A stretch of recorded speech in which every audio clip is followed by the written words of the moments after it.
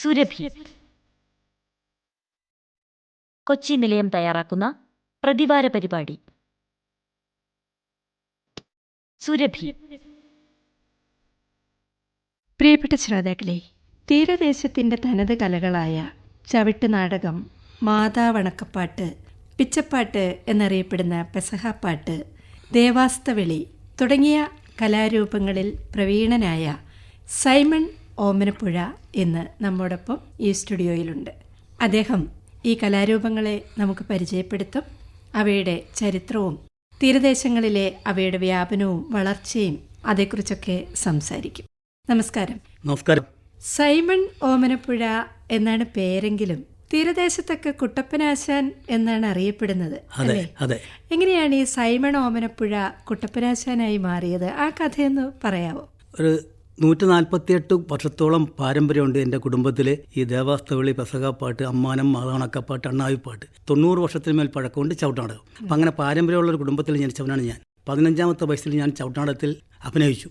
പിന്നെ 10-12 വയസ്സ് ഉള്ളപ്പോൾ മുതൽ ഈ ദേവാസ്ത കളിക്കാൻ പോകുമ്പോൾ കുരിശ് പഠിക്കാനൊക്കെ പോകും. അതിൻ്റെ കൂടെ പാട്ട് പഠിക്കുകയും അച്ഛനും അമ്മയൊക്കെ അതിൻ്റെ ആശാന്മാരായിരുന്നുകൊണ്ട് ചെറുപ്പത്തിൽ ഇത് പഠിക്കാൻ ഇടയായി.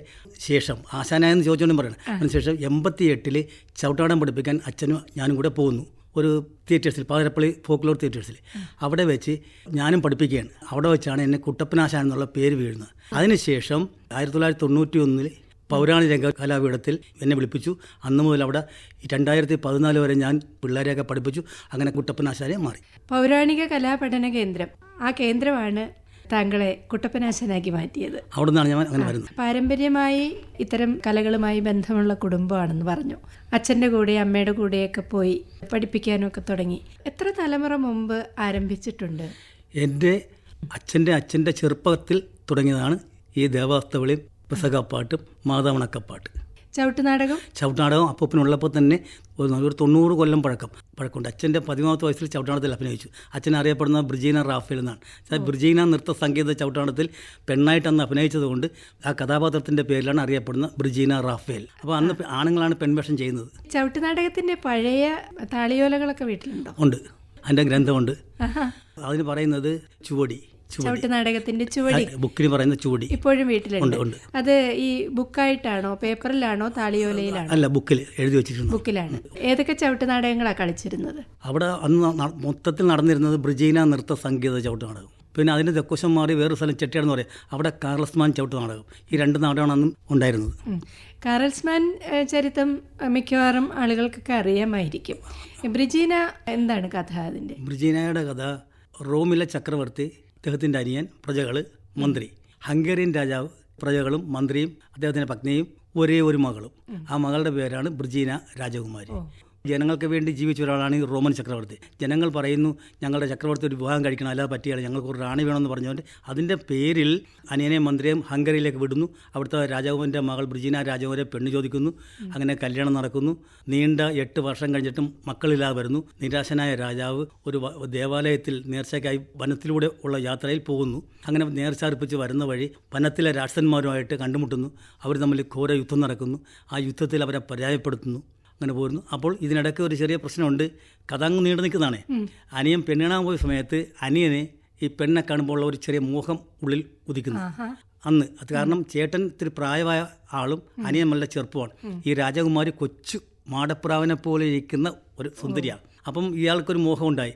അത് മന്ത്രിയോട് പറഞ്ഞു. മന്ത്രി അത് സമ്മതിച്ചില്ല. ഈ നേർച്ചയ്ക്ക് പോയ ആ സമയത്ത് ഈ രാജാവ് ഭാര്യയ്ക്ക് ചെങ്കോലും കിരീടമൊക്കെ കൊടുത്തിട്ടാണ് പോകുന്നത്. അനിയനെ വിളിച്ചിട്ട് പറയും, നീ ഇത് ഇപ്പം ഞാൻ വരുന്നവരെല്ലാം ഭദ്ര നോക്കിക്കോണം എന്നൊക്കെ പറഞ്ഞ് പോകുന്നു. ആ സമയത്ത് ഇയാളുടെ ഉള്ളിൽ കിടന്ന ആ തിന്മയുടെ ആ സാധനം ഉയർത്തെഴുന്നേറ്റു.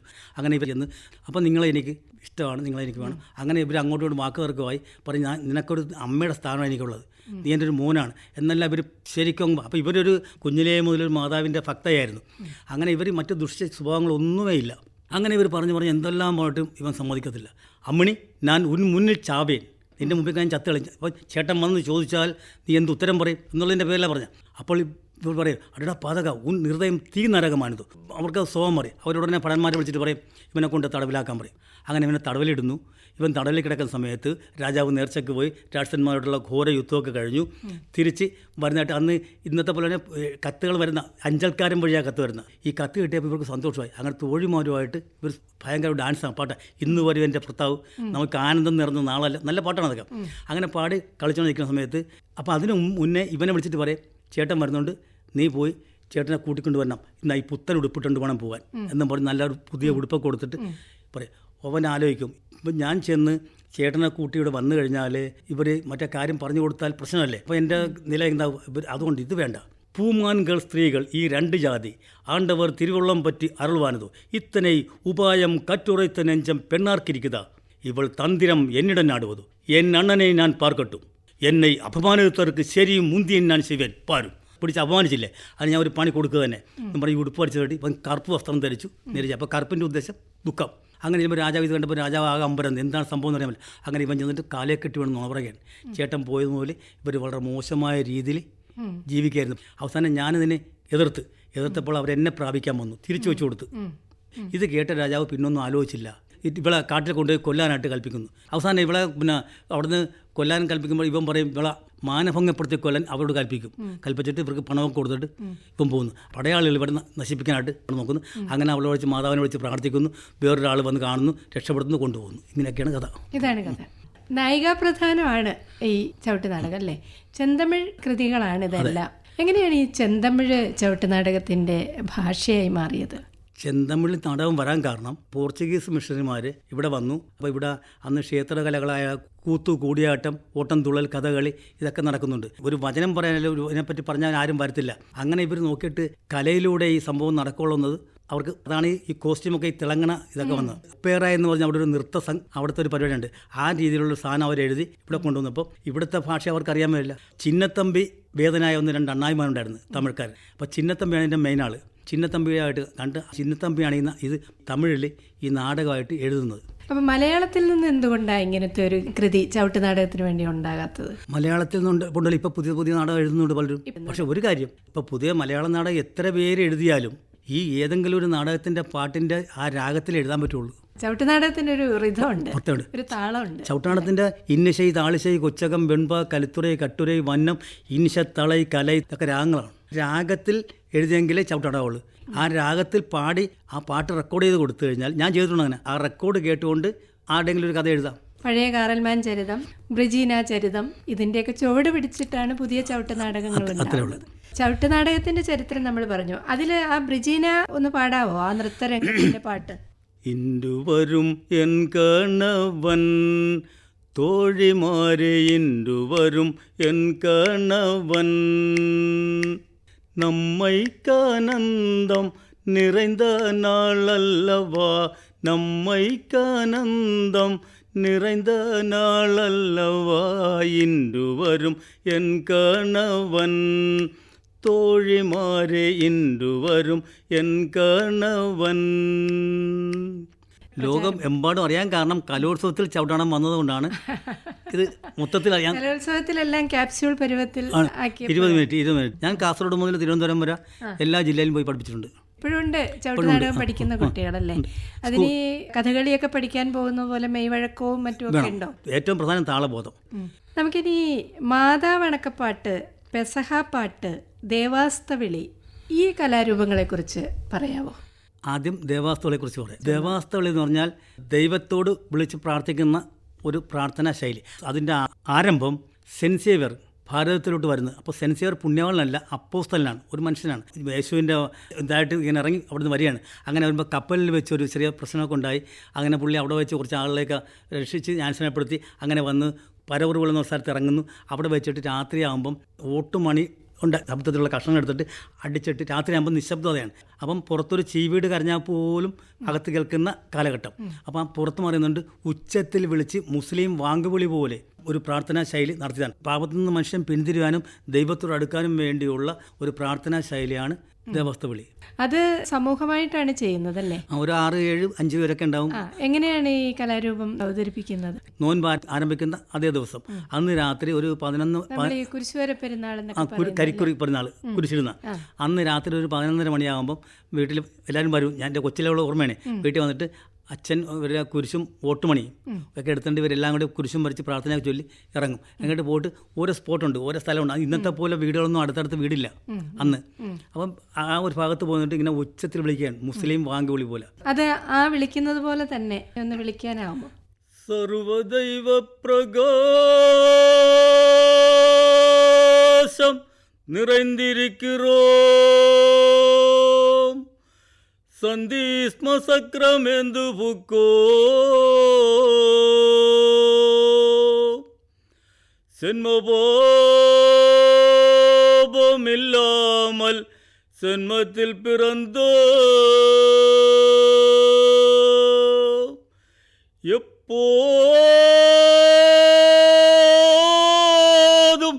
പരിശുദ്ധ കന്യാസ്ത്രീയും നമതാണ്ടവളുമാകിയോ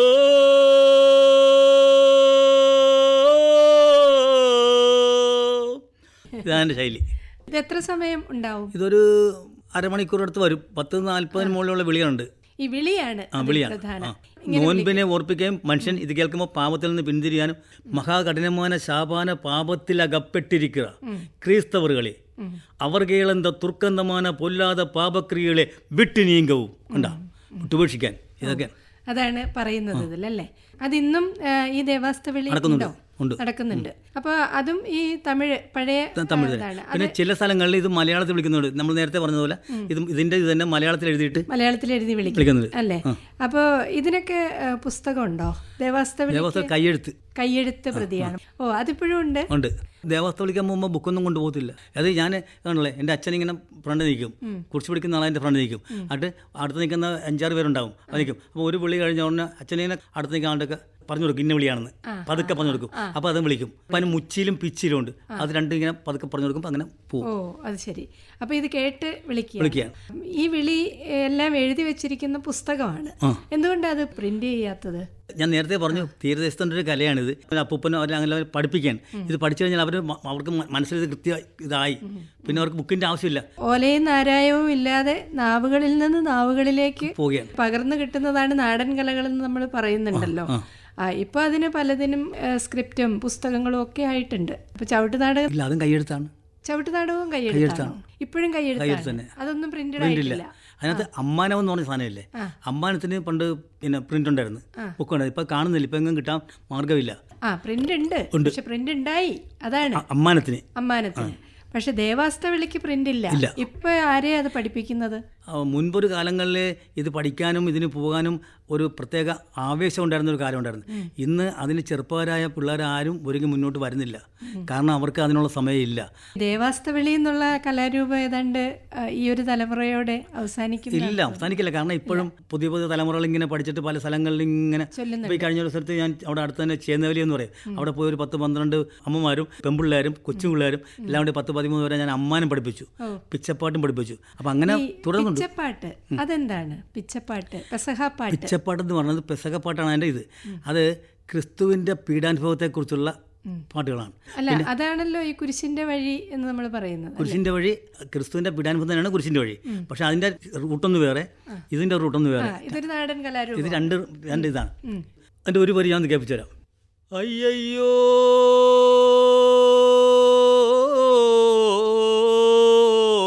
മകനെ എന്നഴുതുകൊണ്ടന്നയര് കയ്യുമേ വിരുത്ത പിത്തഴുപി പിൻ കതറി നിൽക്കോ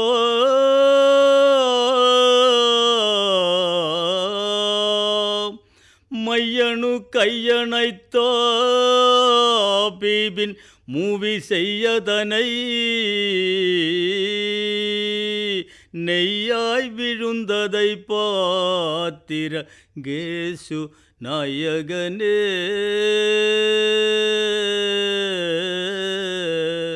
ஆ ആ മാതാവിൻ്റെ വ്യാകുലം കണ്ടപ്പുണ്ടായ അയ്യോ എൻ്റെ മകനെ എന്ത് സംഭവിച്ചു നിനക്ക്, ആ ഒരു ഇതാണ് ഒരു വ്യാകുല മാതാവിന്റെ ആ ഒരു നിമിഷത്തെ വിലാപമാണ് അതല്ലേ. അതാണ് ഈ പെസഹ അപ്പം ഈ പിച്ചപ്പാട്ടിന് ചെല്ലുമ്പം അല്ലെങ്കിൽ പെസഹ പാട്ടിന് ചെല്ലുമ്പോൾ ആദ്യം ഈ കലിത്തുറ എന്ന് പറഞ്ഞാൽ ഇപ്പം ഞാൻ ചൊല്ലിയത് കലിത്തുറയാണ്. ഈ കലിത്തുറ ചൊല്ലിയതിന് ശേഷമാണ് പാട്ട് പാടുന്നത്. പാട്ടെങ്ങനെയാണ്? ഇതേ ട്യൂണാണോ? എല്ലാം വ്യത്യസ്തങ്ങളായ ട്യൂണാണ്. പോകുന്നു ഗാഗുൽത്തായിൽ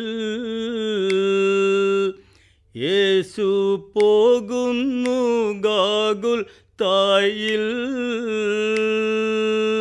പോകുന്നു ഗാഗുൽത്തായിൽ യേശു പോകുന്നു ഗാഗുൽത്തായിൽ ക്രിസ്തു കഷ്ടങ്ങളറ്റുടൻ കുരിശുമരത്തോടെ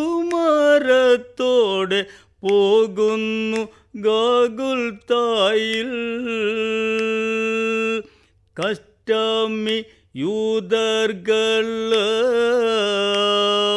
ലോക കഷ്ടമി യൂദർഗള കഷ്ടമി യൂദർഗള ലോക കഷ്ടമി യൂദർഗള.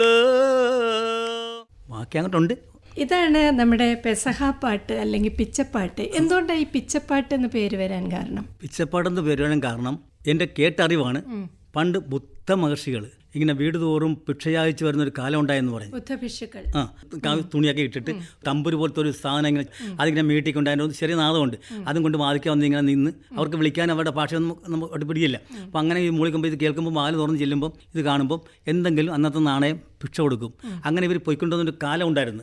അങ്ങനെ ഇരുന്ന ആ കാലങ്ങൾക്ക് ശേഷമാണ് ഈ ദേവാസ്ത വിളിയും പിച്ചപ്പാട്ടും പുറകെ ഇങ്ങനെ വരുന്നത്. അപ്പോൾ അതിൻ്റെ ശേഷം മരക്കുരിശും മരമണിയുമായി സംഘങ്ങളായി വന്ന് മാതിക്കൽ വന്ന് പാടുകയാണ് ഈ പാട്ട്, യേശുവിൻ്റെ പീഡാനുഭവം. പാടിക്കഴിയുമ്പം അന്ന് കുരിശുമായിട്ട് ചെല്ലുമ്പോൾ കുരിശു മേടിച്ച് മുത്തി വീട്ടുകാരൻ പെരക്കകത്തുകൊണ്ട് വെക്കുക, പായൊക്കെ വിരിച്ച് അവരെ ഇരുത്തി പാടിക്കുക, അയൽക്കാരൊക്കെ വന്ന് ഇങ്ങനെ കേട്ട് വരും. ഇങ്ങനൊരു കാലമായിരുന്നു. അപ്പോൾ പാട്ട് തുടങ്ങുന്നതിന് മുമ്പ് മരമണിയിടും, പാട്ട് കഴിഞ്ഞും മരമണിയിടും. അപ്പം ആ മരമണിയിട്ട് കഴിഞ്ഞ് പാട്ട് കഴിഞ്ഞ് എഴുന്നേൽക്കുമ്പോഴത്തേക്ക് വീട്ടുകാരൻ കയ്യിൽ നാണമൊക്കെ എടുത്ത് പിടിച്ചു നിൽക്കും. എന്നിട്ട് എൻ്റെ ആശാനായ കക്ഷിയുടെ കൈ കൊണ്ട് ഇങ്ങനെ കൊണ്ട് കൊടുക്കും.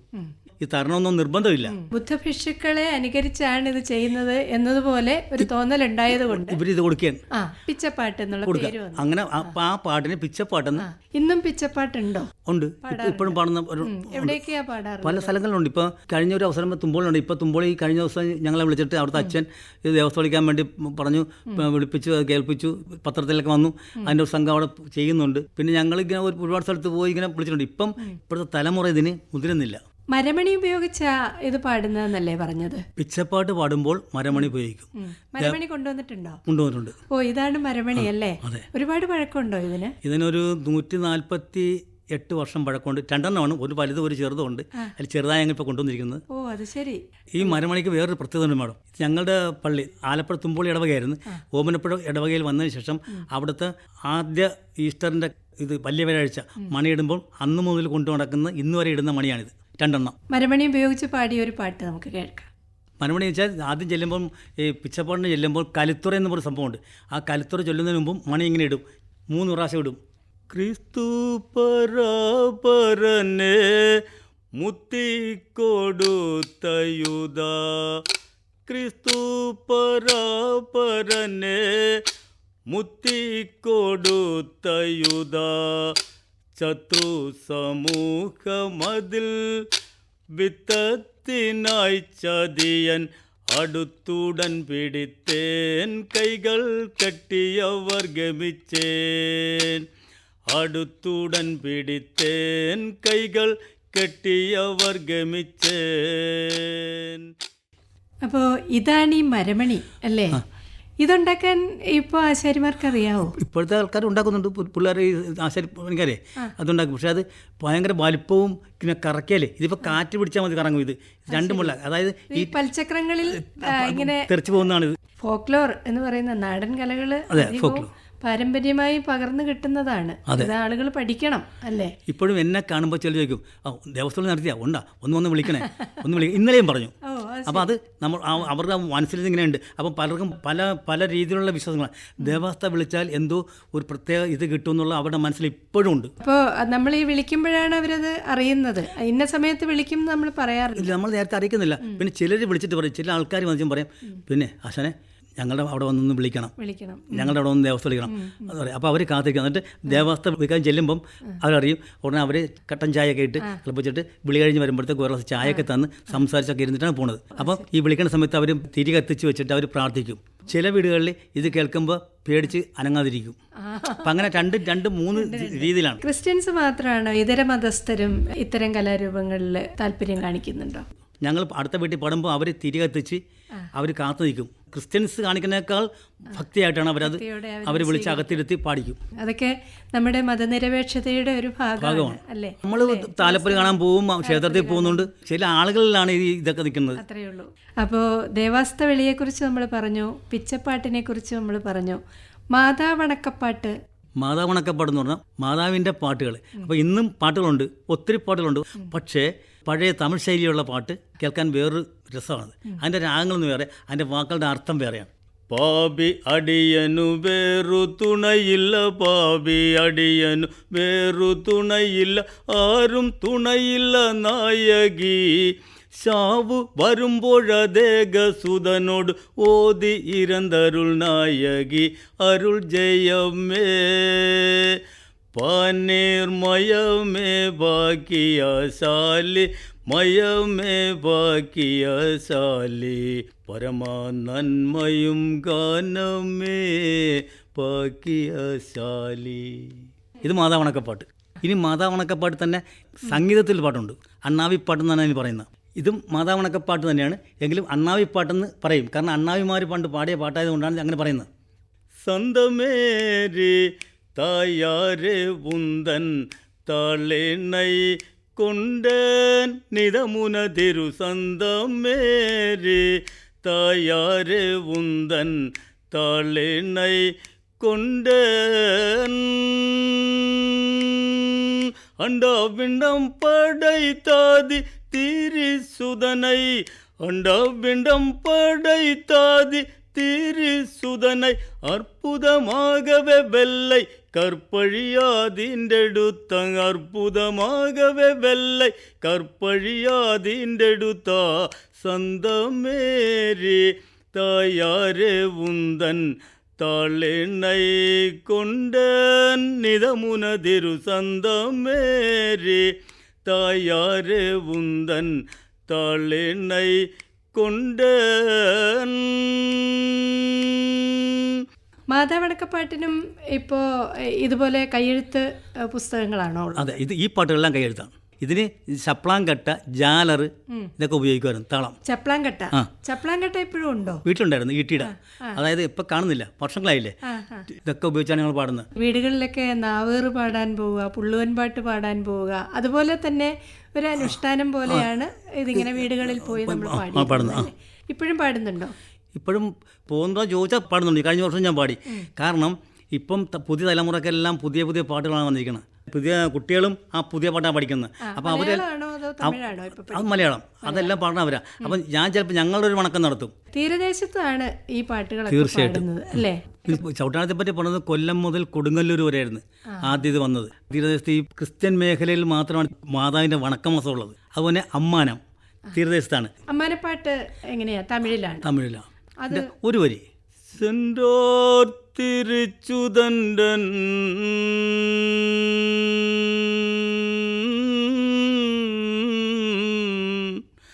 ശിശരയും താൻ കൂട്ടി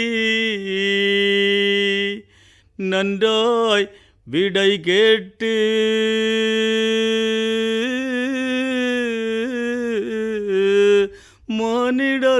മാനിടർക്കായി പാടുപെടാം. ഈ അമ്മാനം 2-3 ഇതിൽ വായിക്കും, രാഗങ്ങളിൽ വായിക്കാം. അങ്ങനെ ഇതുണ്ട്. ഇത് തന്നെ നമ്മൾ വേറൊരു ഇതിൽ വായിക്കും. ഇങ്ങനെ സെൻഡോർ തിരിച്ചുതണ്ടൻ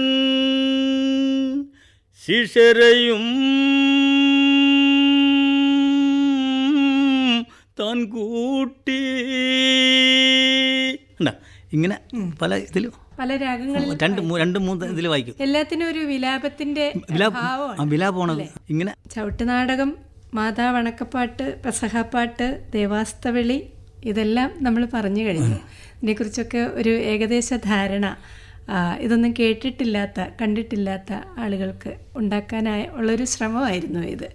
ഇതൊക്കെ ഏതാണ്ട് വിശുദ്ധവാരം അല്ലെങ്കിൽ വണക്കമാസം, നോയമ്പിൻ്റെ സമയം, ഈ സമയത്തൊക്കെ ആണ് ഈ കലാരൂപങ്ങൾ അവതരിപ്പിക്കുക. അല്ലാത്ത സമയത്ത് ഇതിന് കാര്യമായ പ്രസക്തി ഇല്ലല്ലോ. ഇല്ല. മെയ് മാസത്തിൽ വണക്കമാസത്തിന് പാടുന്നതാണ് മാതാവണക്കപ്പാട്ട്. നോൻപ് കാലങ്ങളിൽ ചെയ്യുന്നതാണ് പെസഹാപ്പാട്ടും ദേവാസ്തവിളിയും. ചവിട്ട് നാടകം എപ്പോഴും ആകാം. ഈ കലാരൂപങ്ങളെ അപേക്ഷിച്ച് ചവിട്ട് നാടകം പഠിക്കാൻ പുതുതലമുറ കൂടുതൽ ഉത്സാഹം കാണിക്കുന്നുണ്ടോ? ചവിട്ട് നാടകം പറഞ്ഞു പോലും കേൾക്കാത്ത പെൺകുട്ടികൾ 99% പെൺകുട്ടികളെ ഞാൻ പഠിപ്പിച്ചിരിക്കണം. അപ്പോൾ അത് കാസർഗോഡ്, ഇടുക്കി, മലപ്പുറം, കോഴിക്കോട്, കണ്ണൂർ എല്ലാ ജില്ലയിലും പോയി ഹയർ സെക്കൻഡറി, ഹൈസ്കൂൾ പെൺപിള്ളേരാണ് പഠിപ്പിച്ചിരിക്കണം. അവർക്ക് ആദ്യം ഒരു സ്ഥലത്ത് നിന്ന് ചോദിച്ചതെന്നറിയാം, ചവിട്ടിക്കൊണ്ട് പറയുന്നതാണെന്ന് ചോദിച്ചു ചവിട്ട് നാടകം. അപ്പോൾ അത്ര പോലും അറിയാൻ പറ്റില്ല. അവരെയൊക്കെ 15-18 ദിവസം കൊണ്ട് ഞാൻ പഠിപ്പിച്ച് സ്റ്റേജിൽ കയറ്റിട്ടുണ്ട്. അപ്പോൾ ചവിട്ട് നാടകത്തിന് ഇനിയും ഭാവിയുണ്ട്. തീർച്ചയായിട്ടും ഉണ്ട്. പക്ഷേ ഈ ദേവാസ്തവിളി, മാതാവണക്കപ്പാട്ട് ഒക്കെ പോലെയുള്ളത്, കാരണം അത് പുതിയ തലമുറ ഇതിന് ശ്രമിച്ചാൽ ചെയ്യാം. ബോധപൂർവമായ ശ്രമം നടത്തിയില്ലെങ്കിൽ ഇതൊക്കെ അന്യം നിന്ന് പോകുന്ന കലകളാണ് ഇതൊക്കെ. ഫോക്ലോർ അക്കാദമിയുടെ ഒരു അവാർഡ് കിട്ടിയിട്ടുണ്ടല്ലേ 2013. പിന്നെ കഴിഞ്ഞ ഒരു 6 മാസത്തിന് മുമ്പ് കാവാലൻ രമ്മാമ്മ ഫോക്ലോർ പുരസ്കാരം എനിക്ക് കിട്ടിയിരുന്നു. പിന്നെ അത് കൂടാതെ 20-ന് മുകളിൽ പുരസ്കാരങ്ങൾ എനിക്ക് ഒത്തിരി നാടിൻ്റെ നാനാഭാഗത്തു നിന്ന് ഒരുപാട് പുരസ്കാരങ്ങളൊക്കെ കിട്ടിയിട്ടുണ്ട്. പാട്ടൊക്കെ പാടി, അത് വലിയ അധ്വാനമാണ് ഈ പാട്ട് പാടാനെന്ന് ഇപ്പോൾ പാടി കേട്ടപ്പോൾ എനിക്ക് മനസ്സിലായി. അത്ര സരളമായിട്ടും ലളിതമായിട്ടും പാടാവുന്ന ഒരു രീതിയിലുള്ള ഇങ്ങനെയല്ല ഞാൻ പാടുന്നത്. ബൈപ്പാസ് കഴിഞ്ഞ ആളാണ് ഞാൻ. അത് കാരണം എനിക്ക് ശ്വാസം ശരിക്കും കിട്ടുന്നില്ല. ഇല്ല ഞാൻ നന്നായിട്ട് പാടുമായിരുന്നു. അത് ശരി. അതാണ് ഈ കഥപ്പിൽ വരുന്നത്. മക്കൾ എത്ര പേരാ? 3 പേര്. മൂത്തതാണ് 2 പെണ്ണ്. പെൺപിള്ളേർ 2 പേരും വിവാഹം ചെയ്ത് അയച്ചു. മൂത്ത മോൻ ഇപ്പോഴും ഉണ്ട്, കല്യാണം കഴിച്ചിട്ടില്ല. മോന് കൽപ്പണിയാണ് ജോലി. മക്കൾക്ക് ആർക്കെങ്കിലും ഈ കലയുമായിട്ട് മക്കള് ഞാനിപ്പോൾ നാടകത്തിന് പോകുമ്പം അവർ 3 മക്കളും വരും. ഡ്രസ് ചെയ്യണ കാര്യത്തിലൊക്കെ അവർ സഹകരിക്കും. മോനാണ് മേക്കപ്പ് ഒക്കെ ചെയ്യുന്നത്. അവരിത് പഠിച്ചിട്ടുണ്ടോ? അവർക്ക് ഇതൊക്കെ അറിയാം, പക്ഷെ അവർക്ക് രംഗത്ത് ഇതൊന്നും ചെയ്യാനുള്ള ഒരു ചെയ്തിട്ടില്ല. ശരി. ആലപ്പുഴയിൽ നിന്ന് ഇതുവരെ വന്ന് കൊച്ചി FM-ന്റെ സ്റ്റുഡിയോയിൽ ഈ പാട്ടുകളൊക്കെ അവതരിപ്പിച്ച് ഇതിൻ്റെ ചരിത്ര വസ്തുതകളും ഐതിഹ്യങ്ങളും ഒക്കെ പറഞ്ഞ് ഈ തനത് കലയെ ആകാശവാണി ശ്രോതാക്കൾക്ക് വേണ്ടി പരിചയപ്പെടുത്തിയതിന് ഒരുപാട് നന്ദി പറയുന്നു. Thank you. അപ്പോൾ ഇനിയും നാടിൻ്റെ നാനാഭാഗത്തും ഈ പാട്ടുകളുമായി യാത്ര ചെയ്യാൻ ഇടയാവട്ടെ എന്ന് ആശംസിക്കുന്നു. നന്ദി. ശ്രോതാക്കൾ ഇതുവരെ കേട്ടത് തീരദേശ നാടൻ കലകളിൽ പ്രവീണനായ കുട്ടപ്പനാശാനുമായി പ്രീതി ജോസഫ് നടത്തിയ അഭിമുഖ സംഭാഷണം.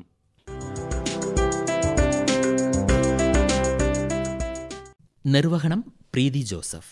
സഹകരണം സുനിത വിശ്വൻ. അവതരണം ആകാശവാണി കൊച്ചി നിലയം.